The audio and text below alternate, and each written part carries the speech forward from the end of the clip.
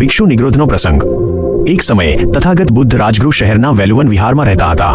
આ સમયે સંઘમાં એક યુવાન ભિક્ષુ હતો જેનું નામ નિગ્રોધ હતું। નિગ્રોધ ખૂબ જ ઉત્સાહી હતો, પરંતુ તેનું ધ્યાન સરળતાથી ભટકી જતું હતું।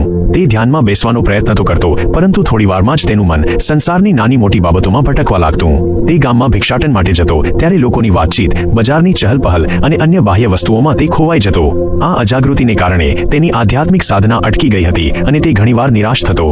આ બાબતનું સમાધાન કરવા માટે નિગ્રોધ બુદ્ધ પાસે જાય છે। નિગ્રોધે બુદ્ધને પોતાની સમસ્યા જણાવી। તથાગત, હું ધ્યાન કરવાનો પ્રયત્ન કરું છું, પરંતુ મારું મન ભટકે છે।